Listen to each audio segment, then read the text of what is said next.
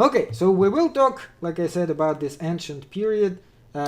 We know lots of things about it, but not everything. This is a nice kind of illustration. Ulysses and the Sirens from 3rd century CE, or our era, Roman. It was made quite a bit later, but it is an illustration to the Odyssey, the book by Homer, or rather the work by Homer. There wasn't really much of a book at the time, but anyway. So this is an illustration. You can see Ulysses. Ulysses is, by the way Romans called Odyssey himself, Odysseus. This is him. This is his friends. They are kind of sailing. We'll talk a little more about it. Okay. So what is going on in this period? Well, first of all, let's talk about ancient Greece a little. Put it on the map so that you could get a better idea. We will be talking about ancient Greece for the first part of the class. Why? Because it was very influential, and it is important to our Western civilization. Where is it? Well, this is the way Greece is today, right? This is today Greece. It was not the state at the time. There was no state of Greece. They all lived in different towns. They called it polis, and they had different laws, and they had different governments in each town. But they had one thing in common, and this is important to understand. Well, several things in common. One of the most important things, language. They all spoke the same language. Obviously, it did kind of help to create common culture. So they had this more common culture. They were also had more or less the same gods. More or less because each individual city could have its own personal gods, which it believed in, but at least the majority of them, including Zeus, they did kind of all agree about. And also the work of Homer and Hesiod was kind of like a Bible for them, essentially. So that's why we are interested in this work, because all of them read it. And it was from these works which they were getting a lot of their ideas about how to live and how the heavens work. The work which you read, called Theogony by Hesiod, was considered the official story of how actually the earth came about and everything else. Now, other parts of Greek world were not what is Greece today. This is a very important part. Most of the philosophers will talk about next time. The beginning of the actual philosophy happened here, in this part. Miletus in particular, this city of Miletus. Today it is Turkey. At the time it was considered Greek colony because the Greeks from the mainland were kind of immigrating there and setting up their own towns here. So this is another important part. And another important part is here Sicily, what today is Sicily. This is quite far, but still many of the Greeks traveled there too. They had boats, so they were kind of traveling quite a bit around this part of Mediterranean. And it also was considered part of this Greek world, because they also had the Greek language, they also had the same type of mentality. So this is all considered Greece. And this entire region was what we may say the birthplace of philosophy, at least Western philosophy. Why do we care about Greece in particular? Well, it was the Greeks who created the foundation, the intellectual foundation of the Western heritage. They were the first ones to ask all these questions. What is the nature of the universe? What is the purpose of human existence? What is the relation to divine forces? How do we relate to all these gods? What constitutes a community? What constitutes a state? What is true education? How should you educate your children? What are the true sources of law? Is it just something people make up? Is it something God's give us? Is it a combination of the two? What is the truth? How do we realize the truth? How do we live with it, so to say? All these questions they were asking, and they were trying to provide answers to them. But they were not just wondering. They actually tried to come up with a system, systematically answer all this question and put it together in a particular way. Logical, analytical thought, something which we pride today very greatly. When I begin the other classes I teach, Philosophy 102, Logic, I actually talk about Aristotle at the very beginning, a little bit. We will talk about Aristotle a lot more, although not for a while. It's like a couple of weeks from now.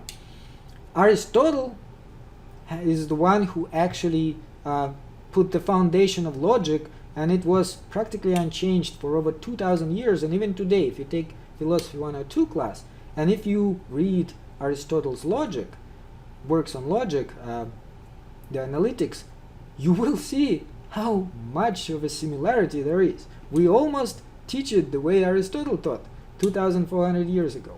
And the reason is because it's right, he got it right back then, and there's no reason to change it if he got it right. So we did develop it quite a bit from there, but the foundation is still the same. And the way we think about almost anything, and the entire philosophy we have, the foundation go back to this period, to ancient Greece, to the Greek civilization. Now, just a little bit of history there. So they lived in this, like I said, towns, which they called polis. It was kind of a city-state. Each polis had its own government. It had its own laws, and they were even kind of sometimes quarreling with each other. They had wars and so on. When we'll talk about Plato's Republic, he's trying to create the ideal state, ideal polis, and to figure out what is the best way polis should operate. That was his attempt of kind of political science of the period. And it still is, again, very interesting and very influential today. So this is how they lived, and they also had various types of governments. Almost every one of these polis, that's the plural of polis, had their own type of government. They had democracy there, they had tyranny, they had some sort of aristocracy when they had several people in charge, the aristocrats. Aristotle actually put quite a bit of work trying to write down all different types of government in his work on politics and figure out which one is the best. There were a lot of discussion about what is the best way. So the same polis could also have different types of government throughout the period of time. Like Athens, for example. At some point it was a democracy, then they had a tyranny, and then they kind of reverted back to democracy. So they were experimenting with all this. But today when we call something democracy, it goes back again to ancient Greece. And demos is people. So democracy is power of the people. People are in charge. That is the Greek idea, and it is still with us today, although our democracy is a little different, but nonetheless. So this is, again, extremely important for us today. Now this is a picture of Parthenon in Athens. If you go to Athens today, you will see it. This is pretty much how it looks today. Still there with us. Was built between 447 432 before Christ. And this is when Parthenon was built. It is standing in Greece. Parts of it are all over the world. It's not, of course, as nice and clean looking as it was back in the day, but amazingly still standing. And you can, if you go to Athens, you can see it there on the mountain in the middle of the city. Very beautiful. I've been there myself, and if you have a chance after the pandemic or something, you can go and see it. Right now you can't, because I don't think Americans are allowed. We have too much COVID, unfortunately, but hopefully it'll be over eventually. Okay, so we are talking about poetry right now, and poetry was there before the philosophy. Why do you think it was poetry? why did it begin with poetry rather than with a prose? Why was it in poetic form? Okay, sure, if you want to talk about it, or... Exactly. It's easier to memorize, it's easier to remember it. And remember that writing at the time was fairly rare. They did develop alphabet, and it helped philosophy a lot too, because they were able to... well, it's not just interpretation. The memory is probably the most important thing, because most people could not read or write. They had, of course, alphabet, they had some sort of writing tools, but it was expensive and it was fairly rare. As education moved on and more people were beginning to read and write, that's actually when philosophy started to appear. But before that, the easiest way for them to remember something was as a poem, because it rhymes, right? And you can just keep on repeating it. For this reason also, there's been a lot of changes. It constantly evolved, because each new rhapsode, a person who was memorizing and repeating this, could actually change it himself. He didn't have to stick to it because it's not a written material. He could introduce something new, something which wasn't there before, and maybe he thought it's a better idea. So even though it was kind of a tradition and he had to preserve the core of it, but the variations were always there. And until they started writing it down later on, that was not set in stone. So we're talking about 700 BCE, when roughly Homer and Hesiod were active, but in the same time it kind of changed throughout this period, and it's not exactly what we have today, their work. Yeah, all the legends, not just dragons, but all sorts of legends were kind of formed in this way. But it served the purpose now. It served a very important purpose. They wanted to, first of all, develop, preserve, and convey historical, scientific, and religious truths at the time. So all these stories had a purpose behind them. It wasn't just because they were bored and they wanted entertainment. They wanted to know things, and this was their way of preserving this knowledge. They thought that people who lived before them are wise, they know these things better than they do, and therefore whatever they were saying, that's probably how things were. They had their answers to cosmological questions from that too: origins, structure, and workings of the universe. So this is a good example. Yes, the lizards breathe in fire. Well, they probably didn't see it around them, so they thought, well, maybe that's not as reliable, but nonetheless. They also serve the religious function. The gods, the stories of the gods, how do you pray to God? So it's kind of like a Bible today for many people, or Quran, or whatever. Religious function, they knew things about gods from this poetry, from Homer and Hesiod. And ethical function, very important part of it. How do you behave? What are you supposed to do?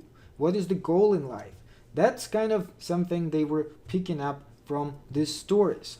They were based on myths, and myths, of course, is basically fairy tales. Nonetheless, they had a purpose of explaining these unfamiliar things they didn't know anything about, and giving them some sort of familiar explanation.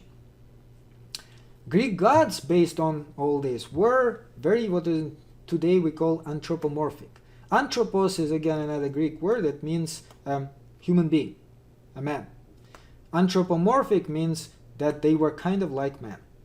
Greek gods were like man, and not just physically, not like they didn't just have a head and hands and so on. They were really like men. They, first of all, were easily offended.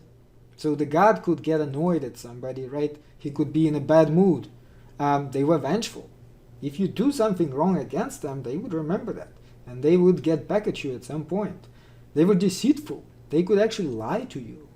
And they also played favorites. So sometimes, for example, they like one human being better than the other, so they could help him out, even if he is a bad person.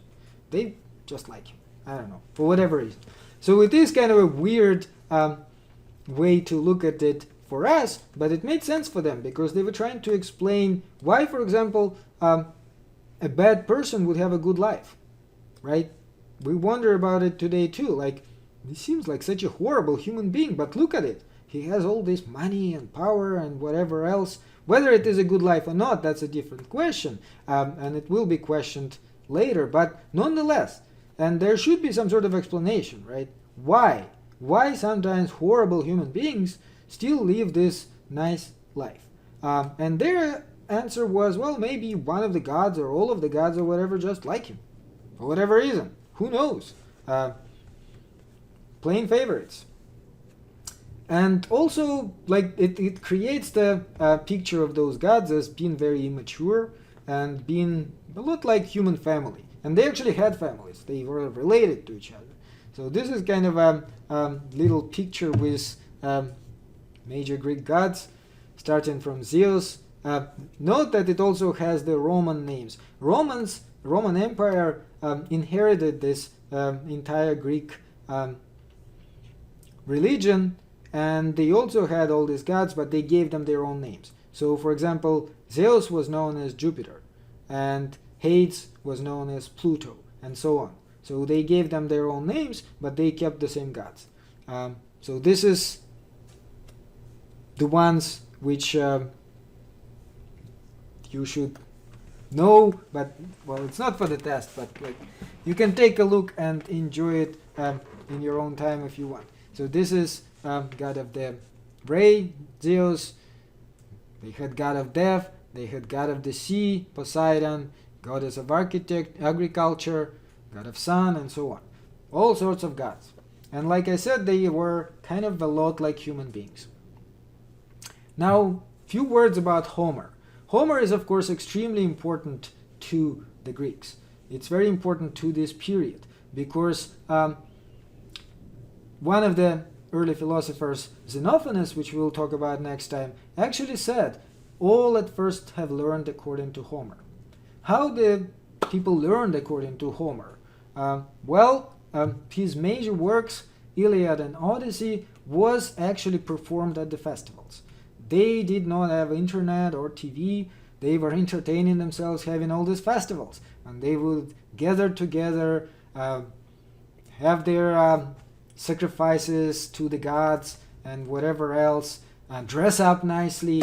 And they also had what is known as rhapsodes. And those rhapsodes were people who remembered from memory works of Homer, Iliad and Odyssey, and they would be able to recite it from memory. Just tell it to the crowd. And so the crowd would listen to them and, among other things, learn all these ethical and moral values. Learn how to behave in life based on this work. Because it was considered as very reliable source of wisdom. Just a few words about what was going on there, in case if you didn't read it, and you don't have to read it for this class. So Iliad, it's kind of a story about war between Greece and Troy, but it's not just a story about this war. The main subject there is Achilles and his relation to the king Agamemnon. Achilles was a warrior. He was part of the Greek army. Agamemnon was a king of Greece. And what happened there is they took some young girls as captives, and one of them was supposed to be to belong to Achilles. But Agamemnon claimed it for himself. He said, I'm a king. I want it. There you go.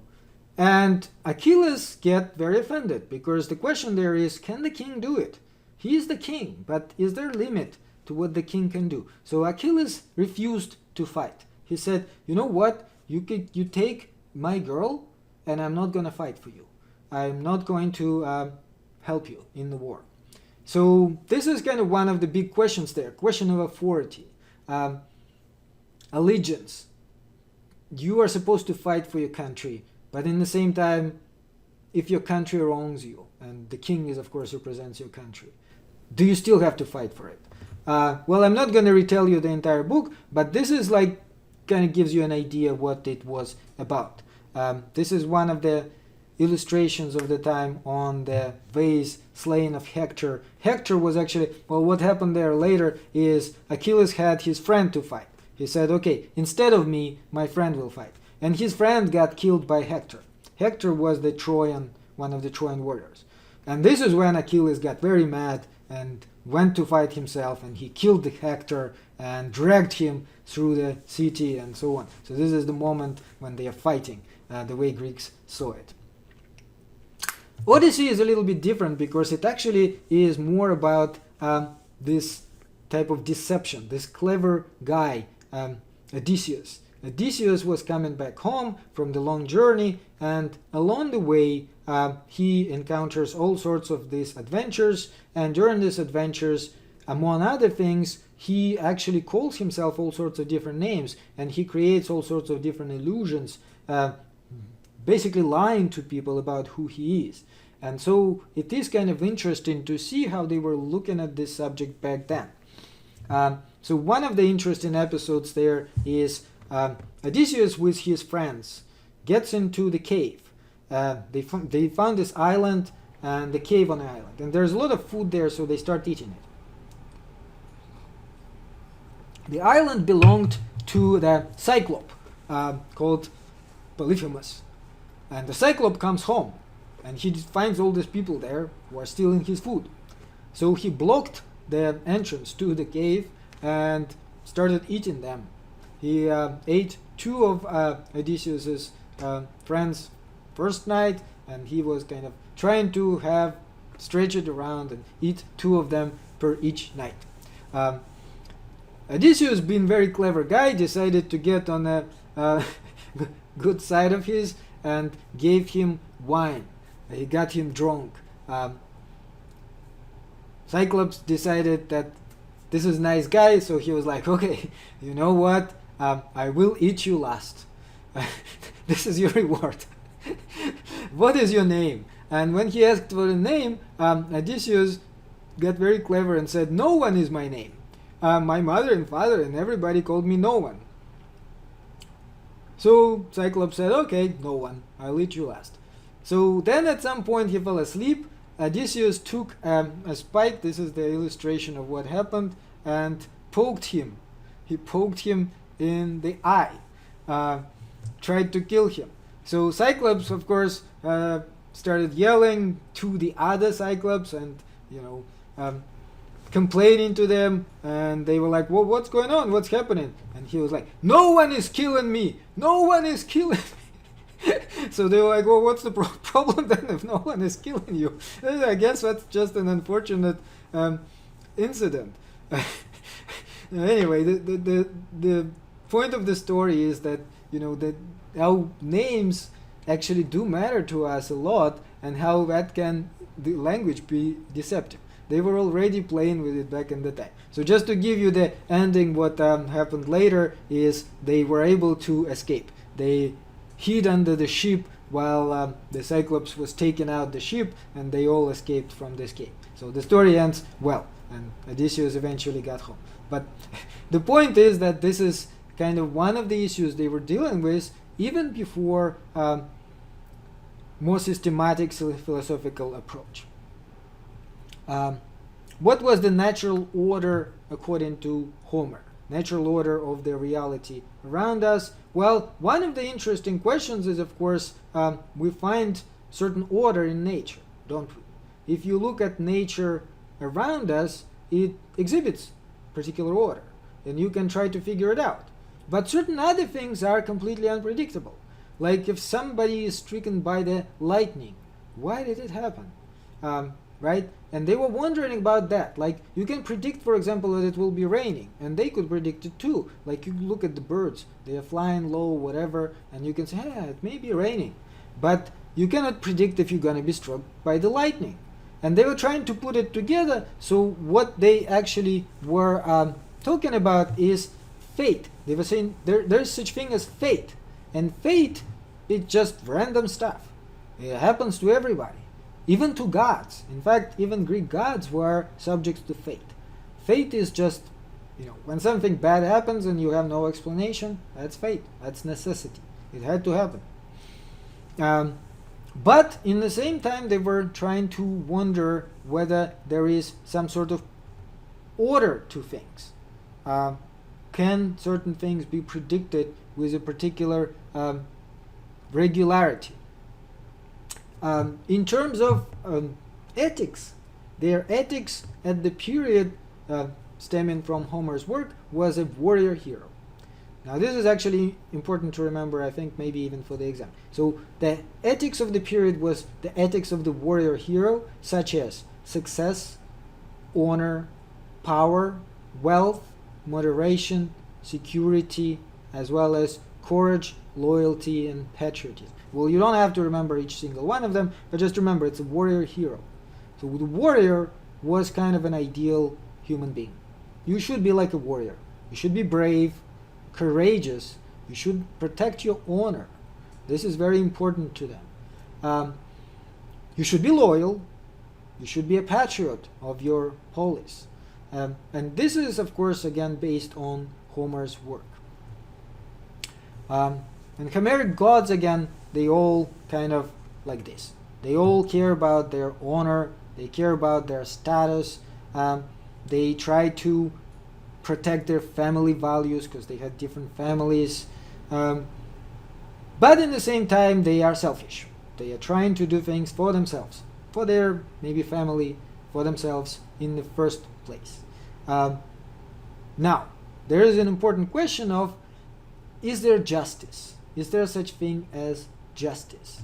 Well, the only exception to this immature, selfish rule was Zeus, the chief god. Zeus, who was in charge of all the gods, he was the only exception. He was the only just one. He preserves justice. So if other gods do something naughty on the side, and Zeus finds out about it, he is trying to restore justice. But sometimes maybe he can't. Player? Well, I guess he was a little bit playful, but at least, for the most part, he was considered to be just. And even the way Hesiod talks about him, he says that if you are just, you're pleasing Zeus. First of all, you're not pleasing other gods, but Zeus, because he cares about justice. I guess because he's also a human being, right? In a sense. The gods are kind of partly human being. Just like human beings, he had his weak sides. He had his weaknesses. Sometimes maybe he wasn't very just. But for the most part, he cared about justice. It's also interesting how he became chief god. He became chief god by what you can say by acclamation. The other gods said, okay, Zeus, why don't you be our god? And he was like, oh, okay, I guess I will. So it type of democracy too. Okay, so fate and justice, this is these two principles which at the time kind of battle each other, and it is important for the Greek philosophy of the period, and it is important for us in order to understand it better. They were trying to decide, can you predict certain things or not? Is there such thing as justice or not? There are some natural laws, but in the same time, there should be some objective ethical principles which we should follow in life. And now the reading we were doing, Hesiod. So Hesiod talks more about Zeus being just than Homer. He has two important works. The one which you guys read, those were from Theogony, but he also has works on days, and it kind of specifically addresses the subject of justice. Here's he is saying, those who give straight judgments to foreigners and citizens and do not step at all aside from justice have a flourishing city, and people prosper in it. There is peace, the nurse of children, throughout the land, and white-seen Zeus never ordains harsh war on them. So you see, if you actually have a fair life for your citizens, and if you have this fair society, then Zeus will take care of you, and you will not have war. The best of the worst. Well, I guess you may put it this way. Uniform moral order. Well, this is where it starts with, we will need to learn a little bit of Greek language for the purposes of the class. Just a few words. If you took this class in Oxford or something, they actually have like several year long program, and you have to first learn ancient Greek language in order to be able to read this material in the original. Why? Why do they spend so much time on it? Because Greek language, Greek mentality is very much related to Greek language. Greek language is not like English language or Russian language or any modern language. It had its own peculiarities. You cannot translate it exactly. When you use certain Greek words, what we think about these words is not the same thing as what Greek people thought about them. The word cosmos is one of them. So cosmos in original Greek refers to the world order or ordered world. It actually has the roots of it in Homer. Homer was talking about cosmos as the way soldiers are in the army. How the soldiers are in the army, the formation. That was the word cosmos, what it meant. So basically, not just random bunch of people, but a particular formation. And the same thing in relation to the universe. When they were saying cosmos, they meant that it has a particular order to it. Uniform moral order, uniform order of some sort. So Hesiod's picture of the cosmos was like this. Heaven on top, the gap between heaven and earth, which was bright by day and dark by night. Earth was surrounded by the river ocean, which was flowing back into itself like in a circle kind of there. There was a gap between the earth and Tartarus, which is on the bottom, dark, gloomy, stormy, and so on. There's a nice picture coming up of this. There we go. This is how it looked like. So you see there's heaven, there's Tartarus. The earth in between them is kind of like flat chunk.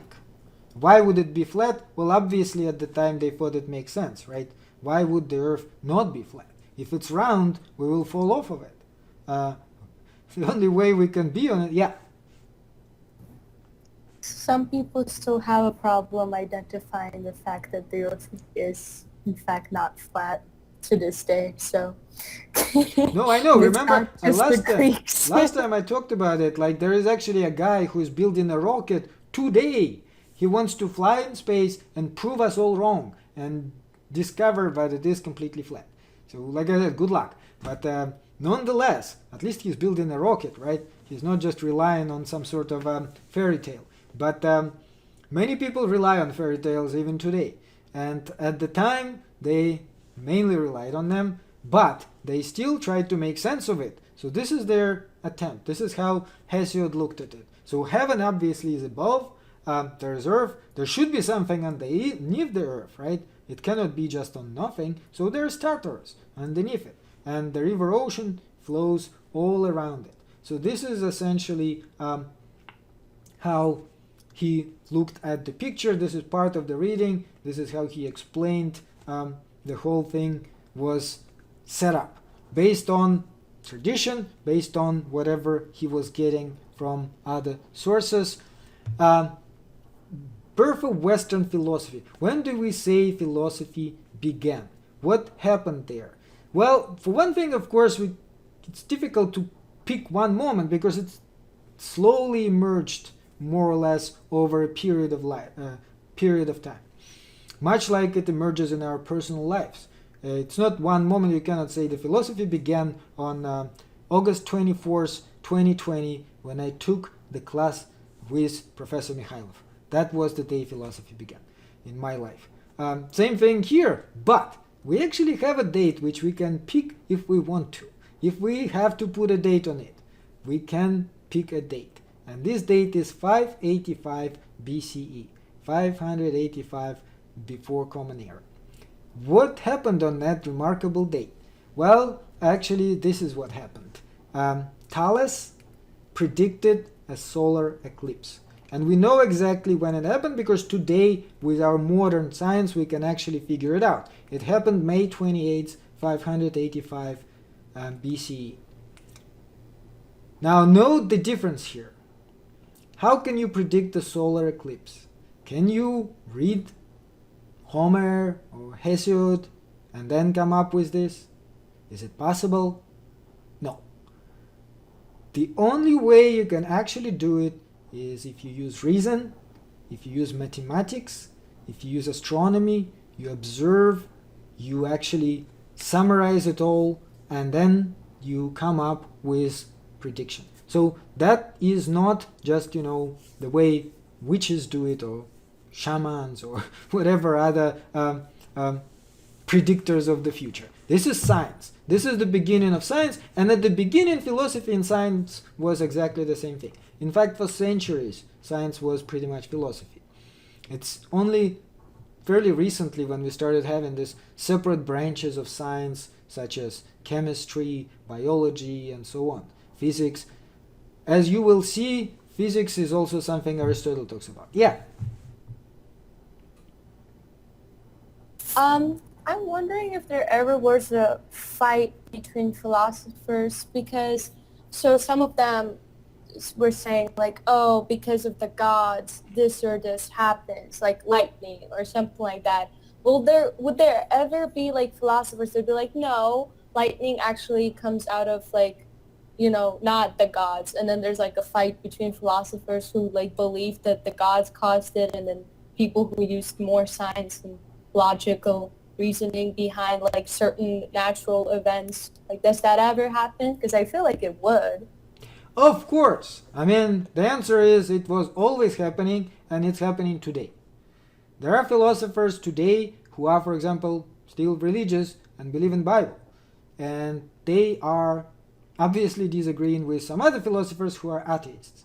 And you can be sure that it happens throughout history, and you will see it. When we will talk about it, that was happening all the time.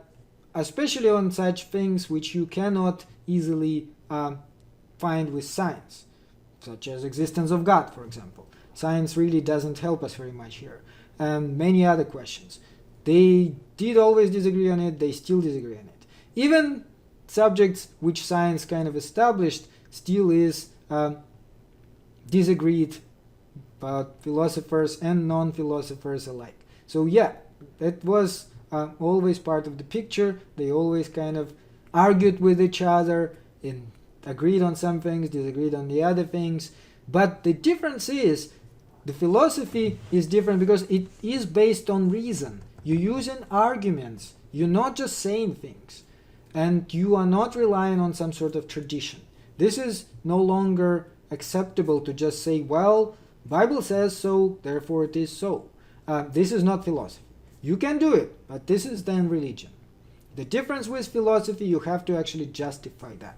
You have to say, for example, something like, I do believe in Bible, and I rely on the Bible because not everything can be known by the human being, and I actually believe that this is how things really were. So then you are kind of putting reasoning here rather than just authority. You're not saying, well, that's what my father did, and that's why I'm doing it. You're actually saying, I'm doing it because I believe this is the right way to do it, and I have my reasons for it. So this is the distinguishing thing about philosophy overall. But you have to use your reasoning. And we will see again, like I said last time, that philosophers tried to prove the existence of God using logic, which is, of course, different from using Bible. How do you prove the existence of God using Bible? You just say, well, it says so in the Bible. There you go. End of story. But they were trying to give us a more reasonable arguments, you may even say somewhat scientific arguments, to prove the existence of God. Okay, let me see what you guys are saying there. Well, yeah, the belief in the fact, a lot of people confuse that, and they think that if you believe something, it's always true. Now, there's obviously a line there. And how do we discover this line? Usually when we not just sitting in the chair and wondering, but going out in the world and doing things. I can believe there is no bear in the woods, but there better be not bear, because if there is bear, my belief not going to help me very much when the bear will come. The bear will eat me. And I can believe all I want, but this is going to happen, right? I can believe I can fly, but I better not jump from the building. Because if I do, I will discover, unfortunately, that my belief was wrong. So, yeah. You never know. Well, I guess, but for the most part, we do discover that facts exist. And how do we discover it? Because we go out and we live in this real world, and then things turn out to be different than what we believed. If all you do is sit there in the chair and wonder about things, you can, of course, come up with crazy stuff all you want, and then based on that, you will have an idea of the world which will be totally different from how the world really is. But as soon as you start doing things, as soon as you start interacting with the world around you, you will see that the world provides resistance to that. The world itself corrects you. And that's one of the things about, being happy in life, you may say. If just to be philosophical a little bit. The more your actual idea about the world coincides with the world really is, the happier you are. The more of a divide there is, the more problems you will have. And therefore you'll be less and less happy. So if you want to be happy, try to make sure they actually are the same. Because if you have any ideas and beliefs and they do not correspond to reality, you will have constant conflict. And anything you do will remind you of that. And then if you are very, very resilient, as some people are, the world will keep on beating you on your head all your life. Because you cannot cheat in this sense. It's not going to happen. Anyway, so he predicted solar eclipse. We'll talk about Thales and the first Milesians and the first philosophy next time, but this was kind of one event we can pin down and we say that definitely was already philosophy. 585 BC, which if you do a little bit of math was 2,605 years ago. 2,605 years ago. Okay, let's do a little bit of an overview of the classical philosophy we will go over. Now let me see what is the question there.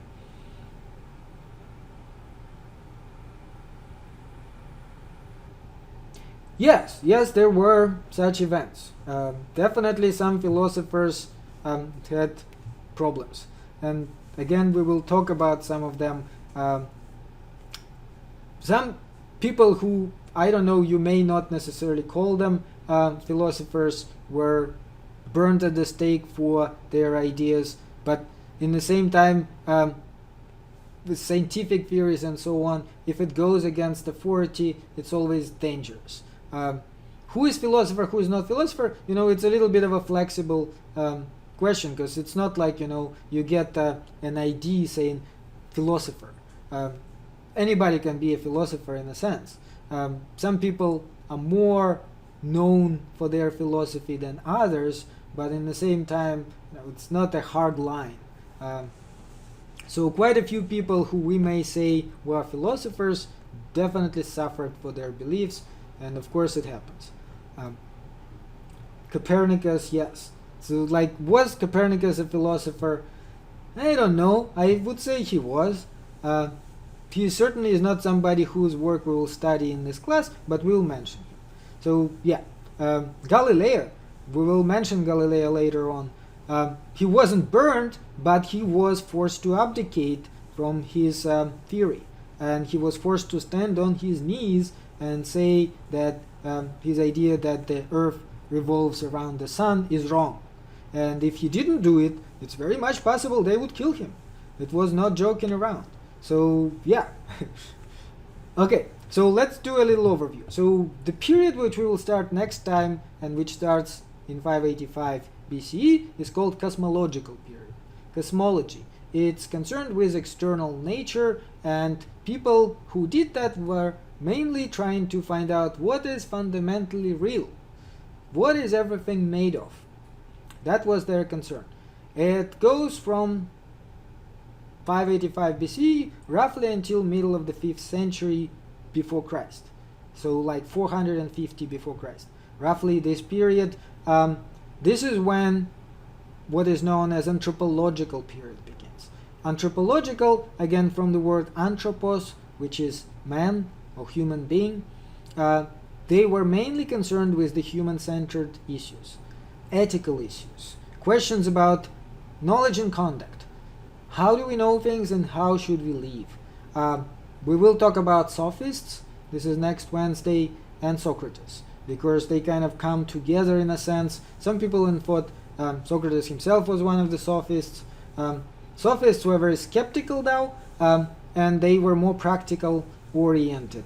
They were more or less questioning everything, including authority, including gods, and Socrates did disagree with them on one important thing. He thought there is such thing as the truth and there is such thing as true knowledge, whereas they thought everything is relative. They thought there is no truth. The truth is whatever gets you ahead, whatever helps you in life. That's truth. And it actually, a lot of people think it today. And we will see how similar it is, the similarities between the situation in ancient Greece and today's society. And you'd be amazed how many similarities there are. So this is the anthropological period. Then systematic period, this is the philosophies of Plato and Aristotle. They are kind of considered the most important part of classical philosophy. You definitely should know them. We'll have 2 lectures on Plato, 2 lectures on Aristotle. We'll try to get as much as we can out of them. Plato is very interesting and fun to read. Aristotle, very difficult to read because his work are kind of very written in a very tense language. They were not even meant for general audience. But nonetheless, his ideas are very influential and very interesting. So we'll go over both of them, and then we'll have 1 lecture on post-Aristotelian philosophy, Hellenistic Roman philosophy, and we'll go over Cynicism, Epicureanism, Stoicism, Skepticism, and a little bit Neoplatonism, because they are also influential and important. We're not going to go into great detail there, but 1 class we will just run through it very quickly, and then we will after that go into medieval period and so on. But this is classical philosophy. So just to give you an outline. And again, the important thing to remember, what happened, how did philosophy begin? Define the tradition. The original theoretical inquiry began. We have stopped thinking in terms of tradition. Tradition was how they thought everything is supposed to run before that. Like the main source of understanding of reality was based on tradition. But then they started breaking from tradition. They started coming up with their own individual explanations about everything, not relying on any sources, or relying on them a little bit, but only like questioning them, basically. Okay, let's have a discussion now to finish up the class. We have a little bit of time. Let me see what you guys think. The discussion subject will be this. So Western philosophy began with a new sort of inquiry initiated by Thales, right? What are the risks of questioning taking for granted answers of one's culture and tradition? What can be gained by doing so? So what are the risks and what can be gained of getting away from tradition? Yes, Julie. So I guess the risk for questioning is death. Well, the death would be the ultimate risk. And to be gained is maybe you can become the first one to kickstart a certain movement, ideology, cult, depending on what exactly they're like philosophizing about.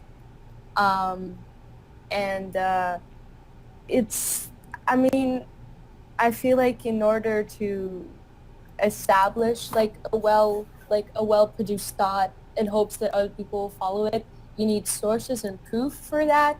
And I think that might be a little bit hard if you're going against the whole society's viewpoint. Like, for example, they think like apples are only red, and then you're like, well, apples can be red and yellow and green, but then you can't go into the town and find red apples because they all like specifically are like choosing red apples, not yellow or green. So you can't even like prove your point. Like you say, oh, I saw them in another town, but then you need to prove it by bringing like basically you need like proofs for your like sources, but the risk of going against the mainstream is you might not find the actual sources because they might be like hidden away from like again the mainstream. Well, yeah, I mean, death, of course, is the ultimate thing, but we can think about it even in modern terms. I mean, you don't have to think about ancient Greece. We have these issues today. If you look at what's going on in today's politics, look at, for example, Trump and Trump's movement. What is their main slogan? Make America great again.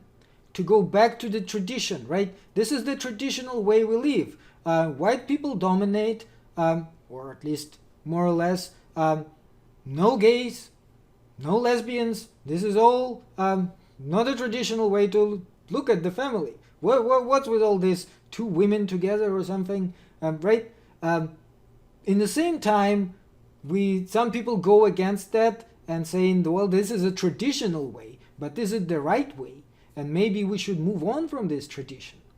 So you can even have problems within your own family. Like the very recent example, Kellyanne Conway, right? She is leaving the White House. Have you heard about that? Why she is leaving? Apparently, not only her daughter is anti-Trump, her husband is anti-Trump.